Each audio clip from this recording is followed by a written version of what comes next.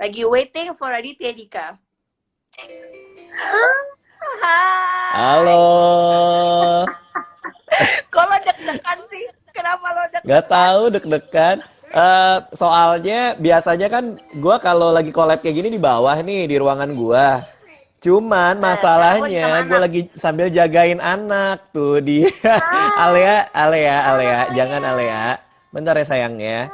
Si Hai. ibunya lagi di kamarnya, lagi beres-beres. Jadi Oh, jadi dititipin lo ke gantian gue. ya Sayang. sekarang. Lo harus Sayang, iya. mengurus anak. Hai Mm-mm. Radit. Thank you udah mau ngobrol sesudah sore bareng sama gue. Iya, makasih ya Put udah diajakin. Iya dong, jadi teman-teman yang nggak tahu Radit ini adalah partner bisnis gue yang tertunda. Bukan begitu kan? Partai tertunda, betul. Tertunda. Kita ada 3 bisnis bareng yang belum Iya, jalan-jalan. iya. Kita tuh Susah gimana banget nih, Dit? memang. Gimana apanya Karena tuh? lo, karena waktu lo ini sih susah, sibuk, Sorry. Iya, iya, nih. Dit. Ya, iya. Setelah semua huru-hara COVID ini, kita pasti harus duduk bareng kita. Bener Gila ya, sih. bener ya. Bener, Kita semua bener. Bener bener ya, Le kita ya? semua bener Bener ya. ya, Le? Ya, Ale jadi Ya, saksinya Le ya. ya, sayang. Dit, Ya, gue mau ngobrol-ngobrol. apa, sayang? Ya. Jadi gimana sejauh ini efek pandemi yang lo rasain di keseharian lo? Lo sempat parno nggak sih? Lo sempat cerita deh sama gue soal ini. Iya, jadi gua tuh udah ngikutin ini sejujur-jujurnya sih dari bulan Januari. Jadi dari Ya, mulai ini masih di Wuhan, gua udah ngikutin berita-beritanya, terus ya. YouTube-nya salah satu YouTube channel yang gua tonton tuh namanya John Campbell. Gua juga tiap malam sebelum tidur gua tonton. Terus gua tuh sambil tiduran gua nanya ke istri gue, sayang nih kalau kalau ada virus baru di Wuhan ini nyebar ke seluruh dunia terus kita kena gimana ya, terus dia bilang itu kan jauh, dia bilang nggak mungkin lah, orang dulu aja kita juga nggak ada masalah, tiap Iya, kali ada yang kayak gini-gini gitu, tiap ada wabah gitu Indonesia tetap aman, dia bilang gitu, dari dulu kan juga kayak gitu. Tapi makin lama iya, kekhawatiran gue tuh makin makin memuncak gitu loh. Nah, iya. begitu kasus pertama di Jakarta, istri gue malah jadi panik banget. Aduh udah Ale, jangan jangan ditarik saya. Istri gue jadi malah ada. Begitulah ya. Maaf ya, ini mungkin wawancara lo paling brutal ya. Maaf ya. Le, jangan sayang. Nih, Ale ini Ale. Ini. Ini yang bikin gue deg-degan tuh gini. Ini kuping abang lagi. Kuping aku nyangkut.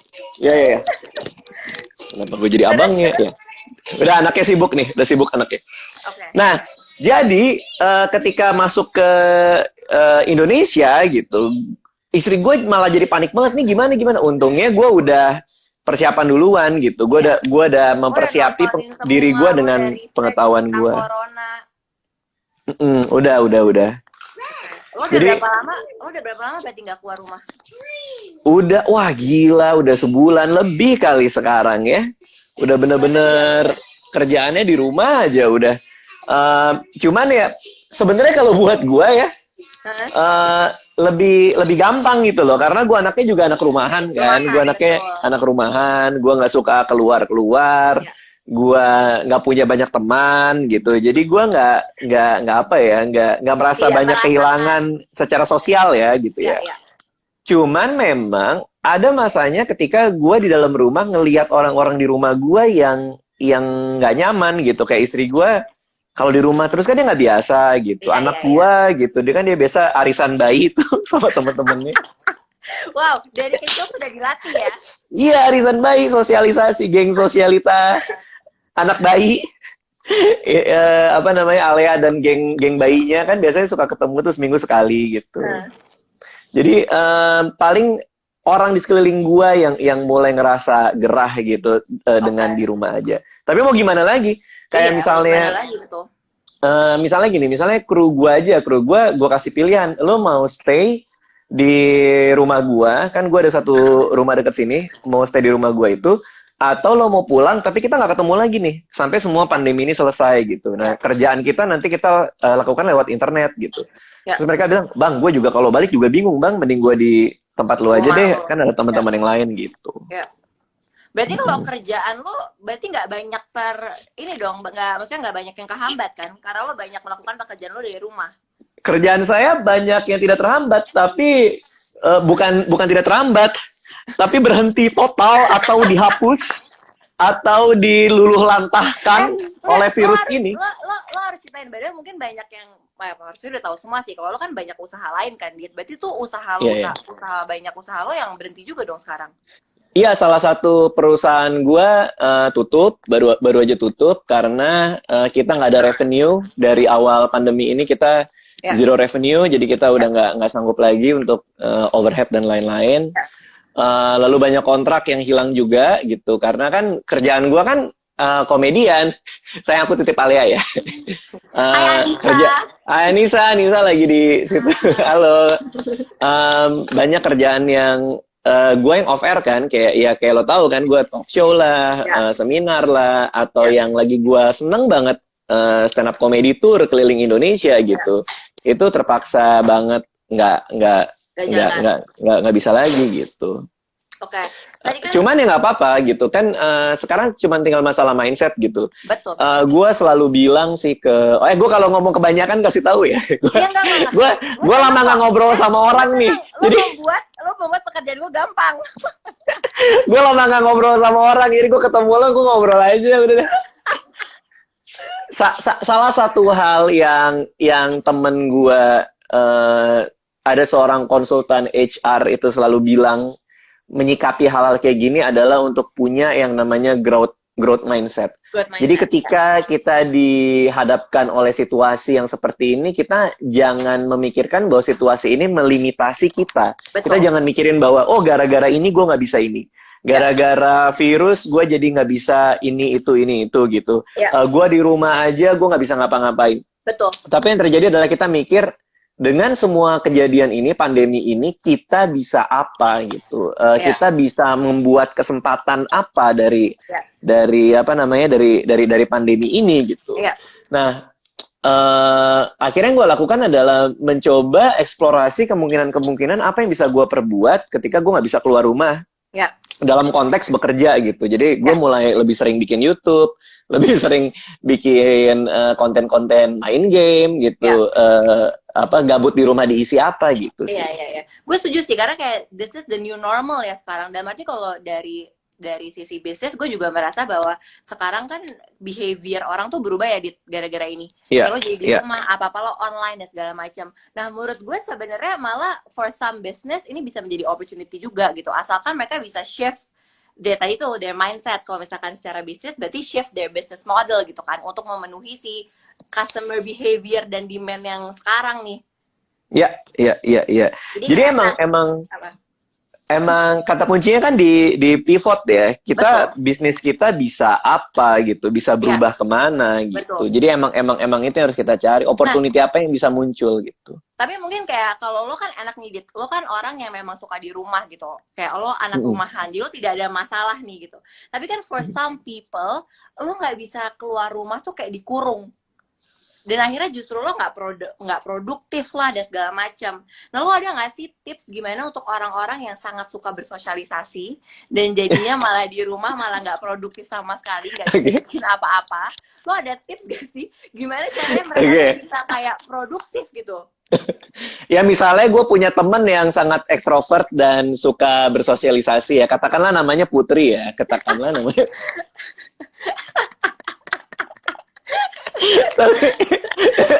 tapi gue mengerti. Jadi gue selalu mengasih tahu ke orang, ngomong kalau gue adalah seorang introvert. Introvert itu kaitannya dengan energi gitu. Gue kalau berada di keramaian, gue mudah kelelahan, gue ngerasa capek, gue mesti nge-recharge diri gue. Kebalikannya, kalau orang extrovert, begitu ketemu orang, itu malah nge-charge diri dia gitu. Karena dia mendapatkan orang baru, teman baru, pengalaman baru, obrolan baru gitu. Itu yang ngebuat dia bangun tidur dan senang menjalani harinya gitu.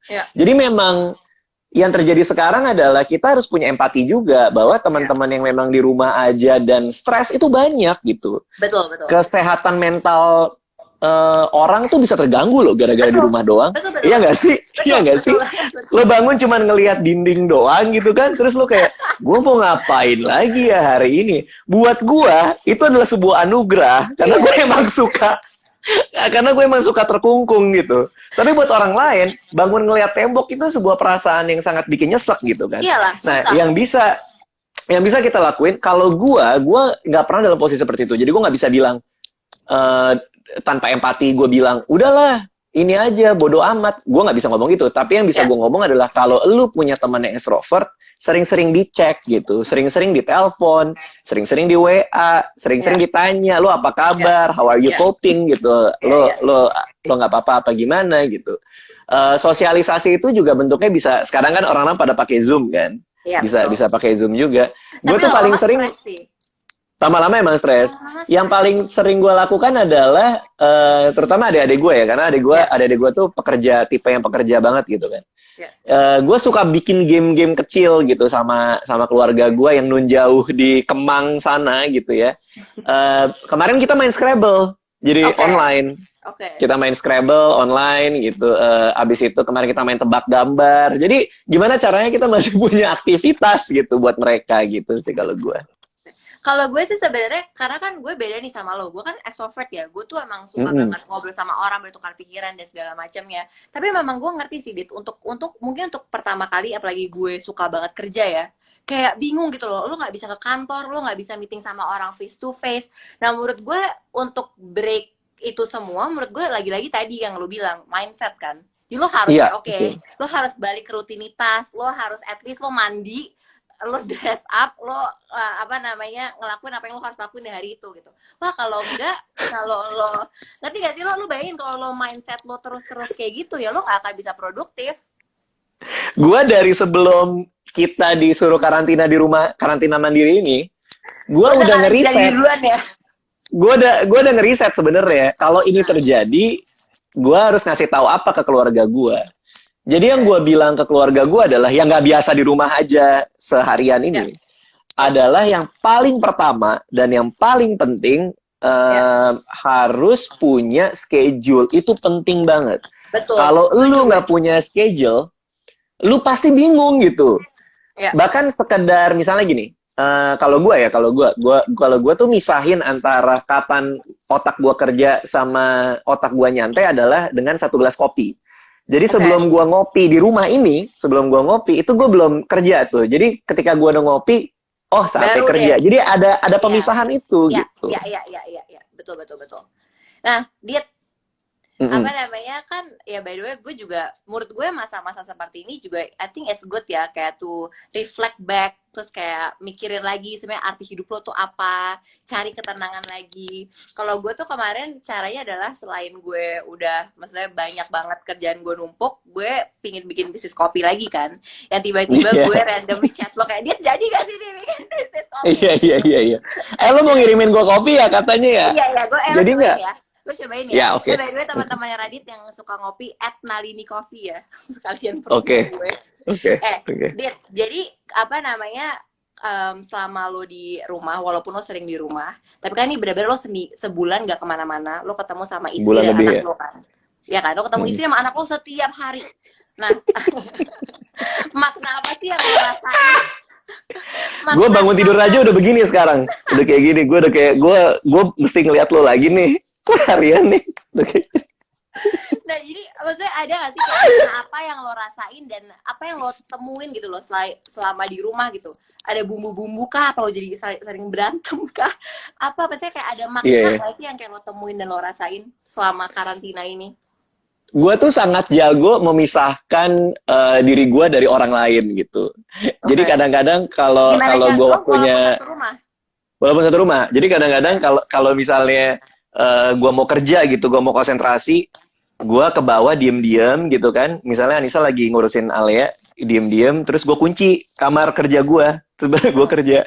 Nah kemarin dia tuh nggak pernah tahu bahwa selama ini gue kalau kerja dikunci sekarang gitu saat ini. Jadi kemarin tuh dia tiba-tiba jegrek nggak kebuka, terus dia WA gue gitu, jahat banget kamu dikunci. Ya ini kan biar aku bisa punya ketenangan gitu loh.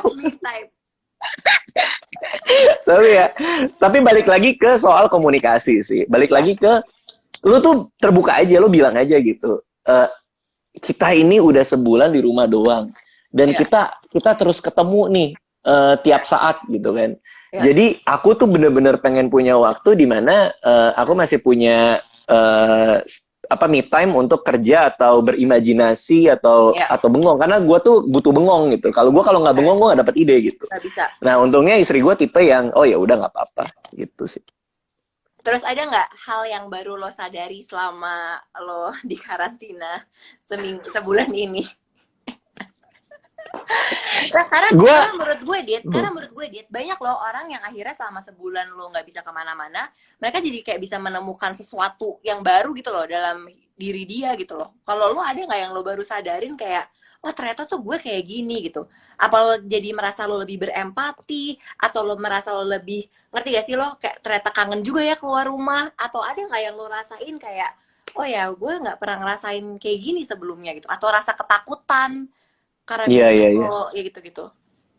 Kalau gue terus terang ya, gue ngerasa sedih banget karena ini ada hubungannya sama hari ini nih. Ada hubungannya sama Oke, hari ini. Jadi gua tuh ada grup angkatan SMA. oke, Terus di situ tuh berbagai macam profesi. ya, Dan yang teman-teman angkatan gua di SMA 70 itu banyak banget yang jadi dokter. oke, Nah, angkatan 2003.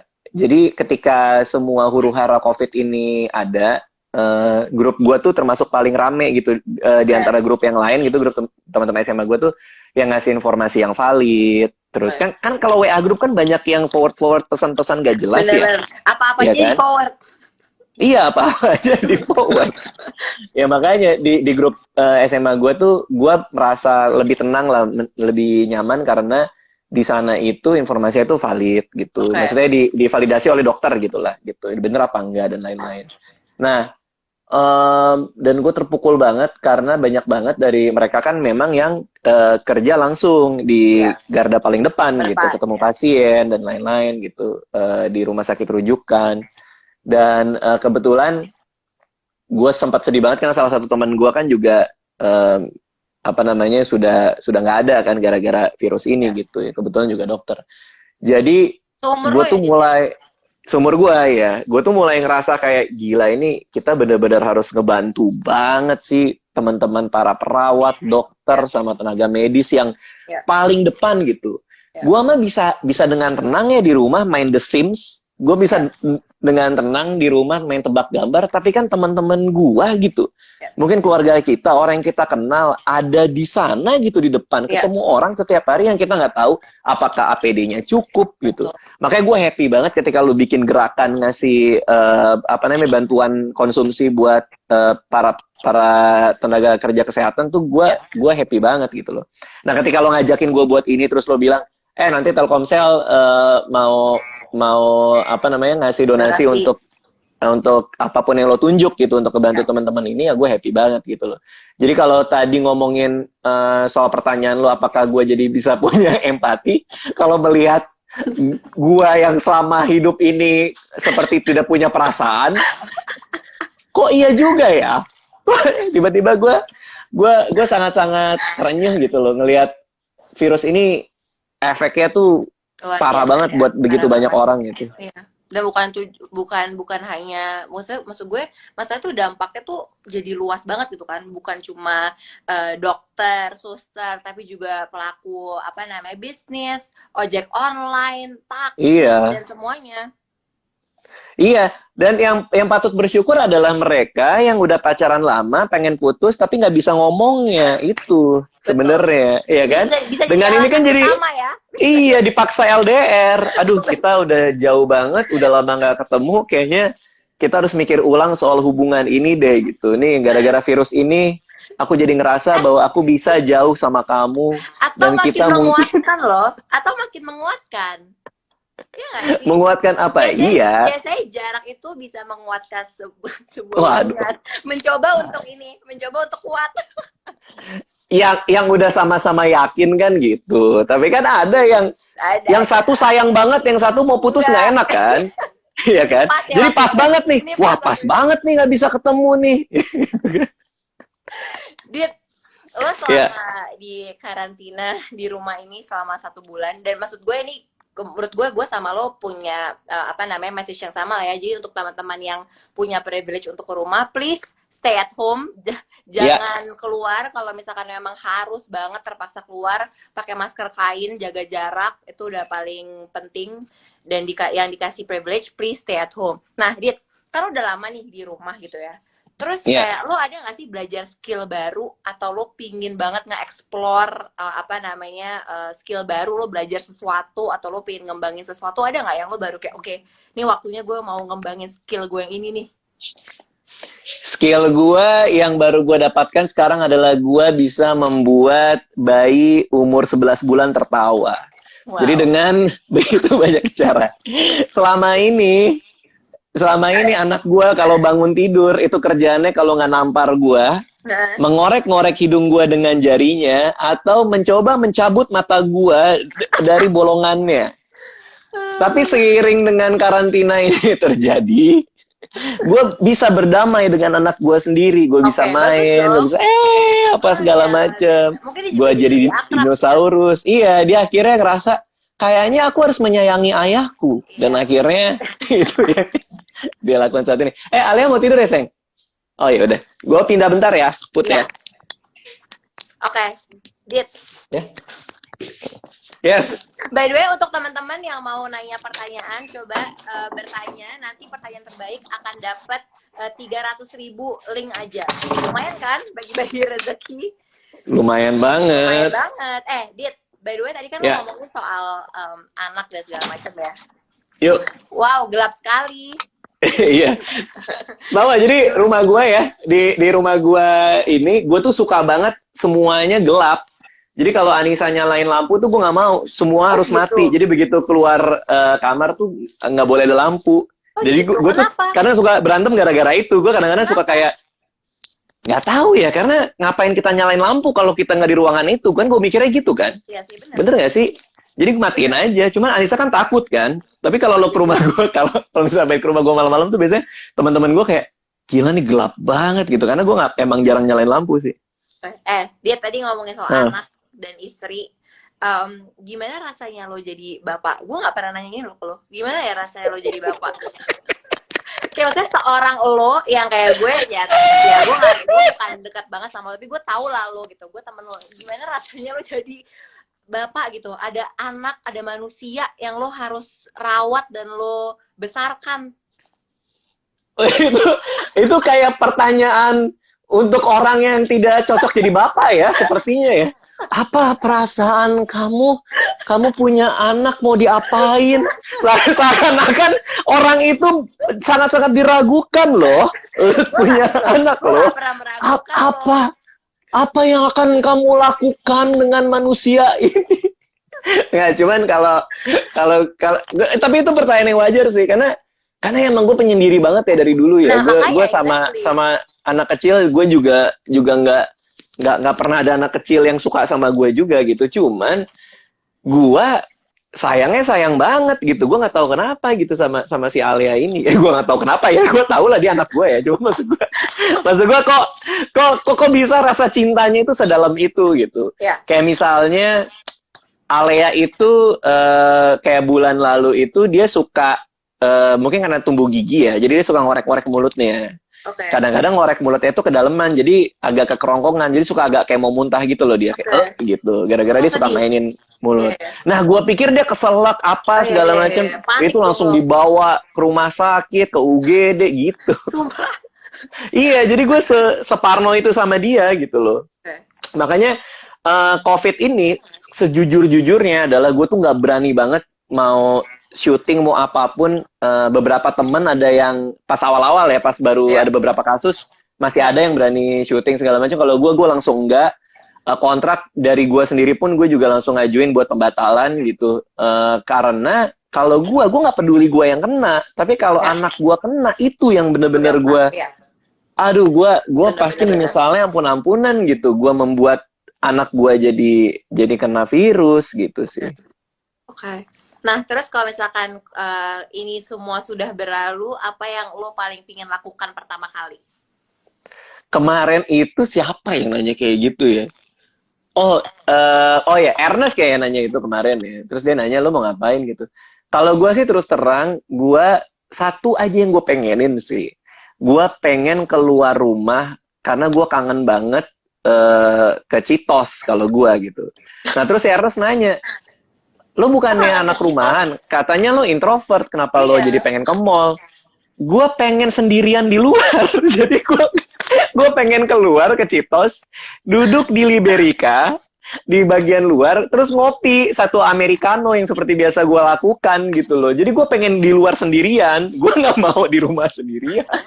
Gue pengen At least keluar di buat luar ya, sendirian juga. sendirian ya. At least di Nah, luar gue sendirian kalau jadi gue. kangen nge-mall loh.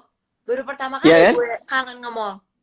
Iya iya iya iya iya. Kayak meeting di luar aja kangen. By the way, Dit, kita Ya, sebelum ke tanya jawab, karena udah banyak yang mau nanya-nanya ke lo nih. ya. Kan tadi gue udah bilang bahwa Telkomsel tuh akan mendonasikan total 200 juta untuk setiap episode di Ngobrol Sudah Sore. Oke, Nah, total ke 200 juta. pihak total 200 juta. Ke pihak yang lo pilih nih untuk menangani COVID-19. Lo Ya, mau Telkomsel mendonasikan kemana? gua mau ke FK UI 2003 Peduli. Jadi Oke. angkatan SMA gua tuh 2003. Terus teman gua ada yang kuliah di FK UI. Gua tidak kuliah di FK UI. Tapi teman gua ada yang kuliah di sana dan jadi dokter juga gitu. Terus gua mau nyalurin lewat gerakan teman gua ini. Oke. Oke, sekarang kita lihat pertanyaan-pertanyaan ya. Selain tadi gue lihat Radit kok mirip Pandu sekarang gitu. Banyak banget yang ngomong gitu. Gini loh ya. Tamu-tamu lo siapa Put dari kemarin Put? Beberapa episode yang Eh, lalu. Pak Teten, Pak Teten. Menteri UMKM, terus CEO-nya Telkomsel. CEO Telkomsel, ya kan? Itu Terus pasti Anda kalau menonton mereka pasti pertanyaan Anda berbobot dong. Tidak seperti yang saya baca tadi, di mana Anda bilang itu bulu hidung sama kumis nyatu ya, Bang. Saya baca loh. Saya bisa melihat loh Anda menulis loh tadi. Masa di antara pertanyaan-pertanyaan yang bisa Anda tanyakan, nanyanya itu bulu hidung sama kumis nyatu nggak? Dan saya harus jawab dong kalau itu tidak. Saya harus jawab, itu tidak nyatu loh. Saya memisahkan mereka berdua loh. Mereka tidak tumbuh bersamaan. Ya, makanya kan gue penasaran nih orang mau nanya apa. Aduh, ada aja deh. Ya, By the way, ini ada pertanyaan nih dari Ihsansu. Katanya, Bang, kalau lo masih single, maksudnya lo nggak punya anak, nggak ada istri lo akan jalanin kehidupan biasa nggak meskipun COVID-19? itu maksudnya apa kehidupan biasa? Maksudnya kayak Maksudnya lo sekarang tetap, gitu. iya, maksudnya lo tetap jalan, maksudnya lo tetap keluar, mau syuting. Tadi kan lo bilang bahwa lo takut banget nih kalau lo pulang dan lo membawa virus Oh gitu. iya, ke anak ya. Iya. Oke, mungkin gue tetap akan menuruti rekomendasi dari dokter dan pemerintah. Kalau gue, pasti gue akan social distancing, gue nggak akan syuting dan lain-lain. Tapi rasa khawatirnya, rasa parnonya Masih beda pasti beda banget kalau sama anak gitu. Yang gue search aja langsung selalu yang efek COVID-19 kepada anak-anak, efek COVID-19 kepada bayi gitu. Jadi gue lebih peduli buat anak gue sih sejujurnya. Oke. By the way, gue boleh jujur nggak? Apa tuh? Ini ya, pertanyaan-pertanyaan yang gue dapet tuh beda banget sama episode-episode. Anda jangan bikin malu dong. Saya narasumber loh.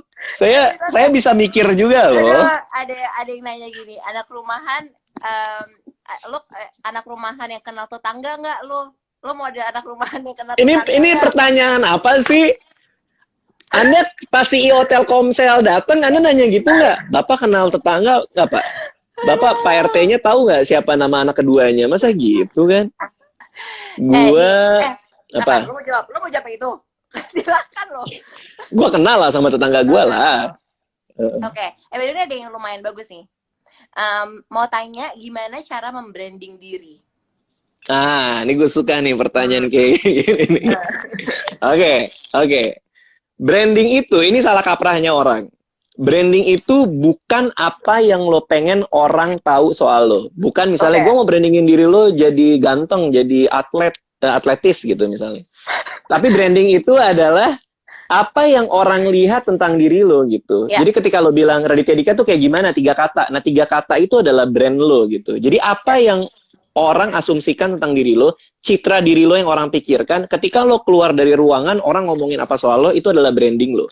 Nah, pertanyaan berikutnya jadi adalah gimana caranya membrandingkan diri? Adalah dengan membuat sebuah karya, tingkah laku, atau konten yang konsisten sama apa yang lo pengen sampaikan gitu.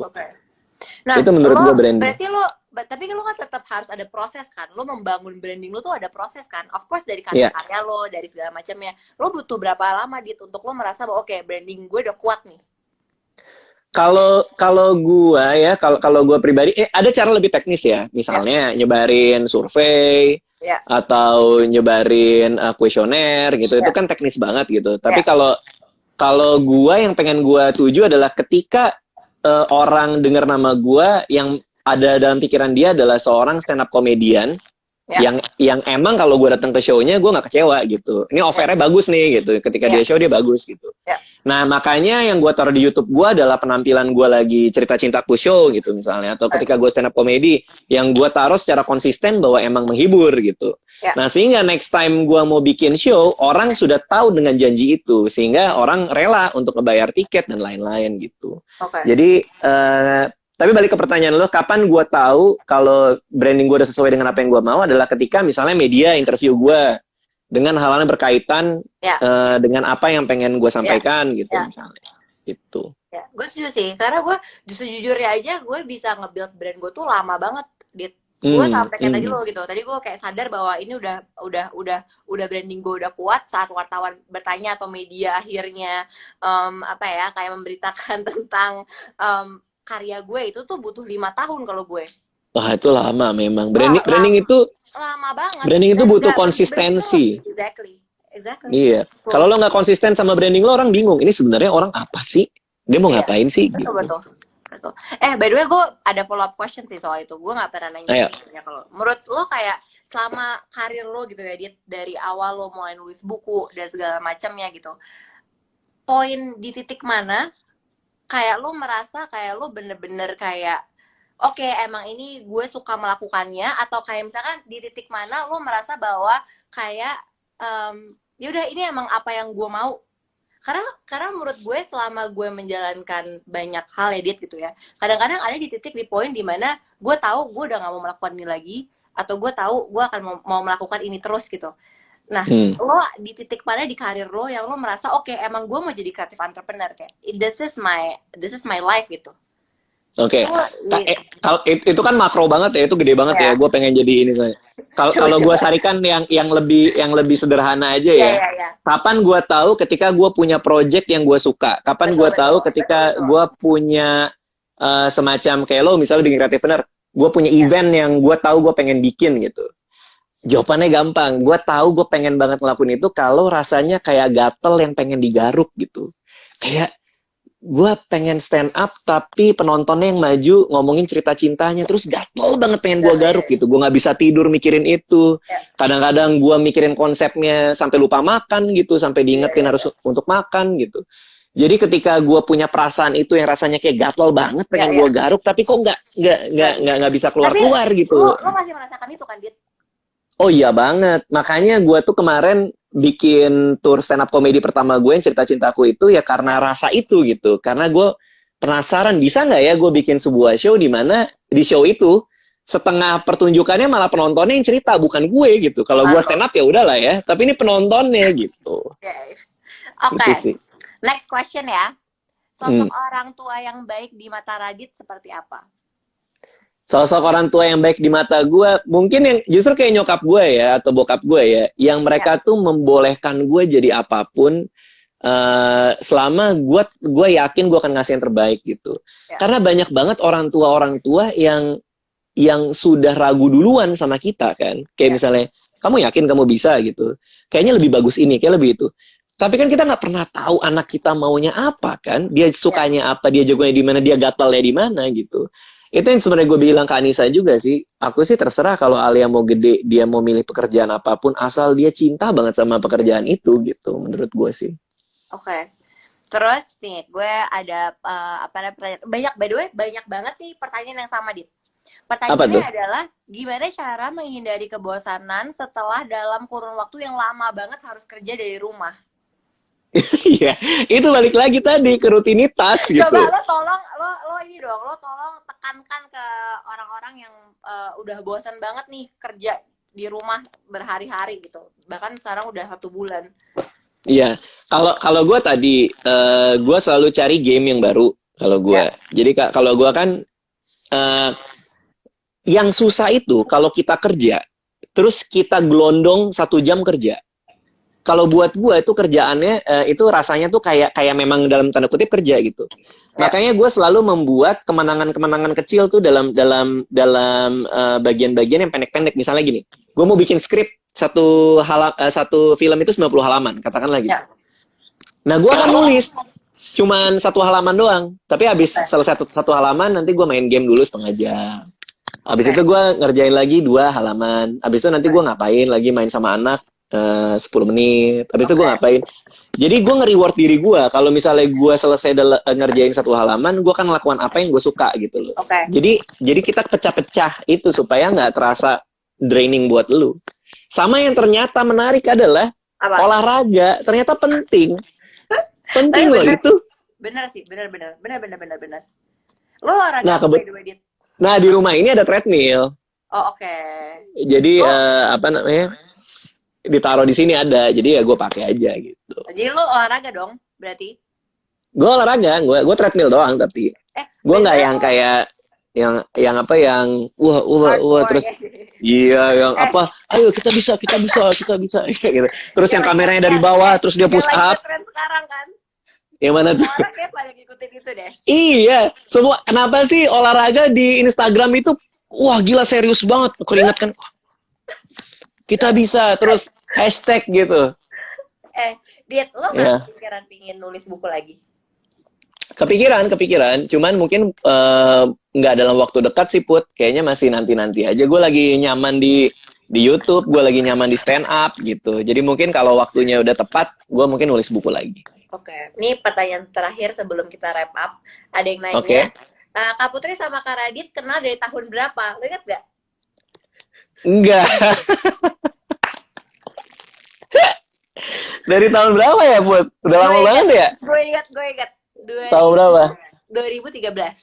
2013. Nah, karena 2013, 2014 tuh pertama kali kita kerja bareng Creative Partner Corner pertama di Ingat gak lo? Di Sensi ya? Creative Iya, Partner Corner iya. pertama, dan habis itu Radit ikut terus tuh Creative Partner Corner tahun-tahun. Hebat, luar biasa lo Putri Tanjung lo. Gua melihat proses Putri Tanjung lo. Dari mulai awal bikin event sampai sekarang udah seperti ini luar biasa. Aduh, Itu dia konsisten Iya. itu paling Iya. penting. Lo harus tetap punya itu ya, kayak fighting spiritnya. Iya. Buat apa sih kita ngerjain sesuatu terus kita tinggalkan gitu loh. Kalau kita nggak pernah tahu ujungnya kayak gimana kan. Ya, dan gue tuh by the way ngomongin soal kreatif planner ya, gue tuh senengnya kalau misalkan kita lagi di kreatif planner ya, di acara kreatif planner, kita tuh bisa tahu gitu loh, Dit, kalau emang orang-orangnya tuh bener-bener pengen belajar, pengen tahu, kayak bukan cuma pengen kayak dengerin lo lucu doang ya, tapi bener-bener pengen tahu lo tuh bisnisnya apa, gimana caranya. Which is tuh kayak menurut gue itu yang gue yang gue banggain sih sama anak-anak muda Indonesia yang sekarang tuh makin banyak yang mau jadi kreatif entrepreneur. Dan gue kan kemarin Gitu. bikin tour stand up comedy itu kan IO sendiri. Maksudnya gue ngerjain sendiri gitu kan. Iya, gimana? Tahu gak ini rahasianya sih? Jadi venue-venue yang gue lihat untuk acara stand up comedy gue, itu gue ngelihat dari poster kreatif bener lo. Jadi kalau Putri Tanjung pernah di situ waktu itu, oh berarti ya udah itu kan tempatnya bagus gitu. Oh itu pernah dipakai sama Putri gitu. Oh, gue merasa ini nih, gue terharu jadinya. Jadi patokan gue tuh acara lo gitu. Karena gue enjoy di sana kan, yang nonton juga enak gitu. Thank you banget. Oke, to wrap up kita nggak kerasa udah ngobrol-ngobrol 40 menit, Dit. Ini kita wrap up-nya lumayan lumayan deep ya.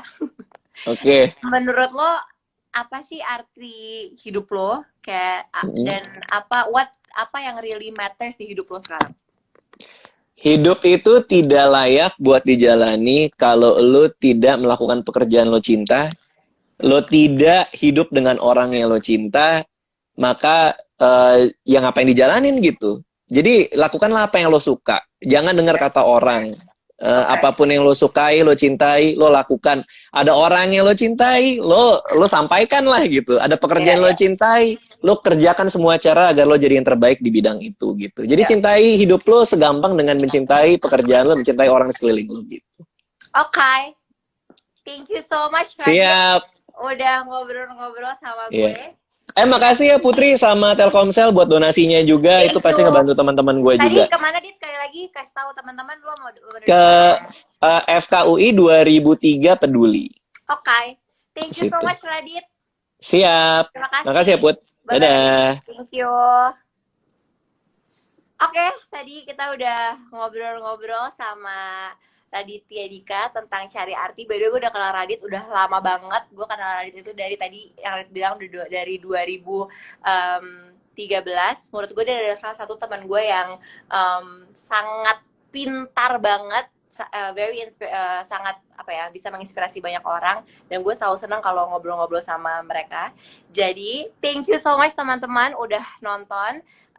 Ngobrol sesudah sore akan ada setiap Senin. Ingat ya, dicatat. By the way, terima kasih banyak. Gue seneng banget kemarin banyak banget terima DM bilang bahwa Kak Putri ngobrol sesudah sore Telkomsel udah kita catat loh di kalender kita hari Senin jam 8. Jadi jangan lupa. Dan kita pingin encourage teman-teman untuk do good juga. Jadi kalau kalian mau donasi, kalian bisa donasi lewat campaign di rumah #di rumah terus berbagi dari Telkomsel melalui kitabisa.com atau melalui platform Benih Baik. Dan kita di Ngobrol Sesudah Sore hari ini pingin nge-encourage kalian untuk cari arti bersama para narasumber di episode-episode berikutnya. Dan kita bisa ngobrol-ngobrol, kita bisa bareng-bareng kita coba cari arti di hidup kita, apa yang really matters. Jadi ngobrol sesudah sore ini kita bisa bareng-bareng cari arti tentang esensi kehidupan kita. Jadi sampai ketemu di hari Senin jam 8 malam. Kita terus cari arti tentang esensi kehidupan kita. Sampai hari Senin jam 8 malam. Terima kasih udah nonton.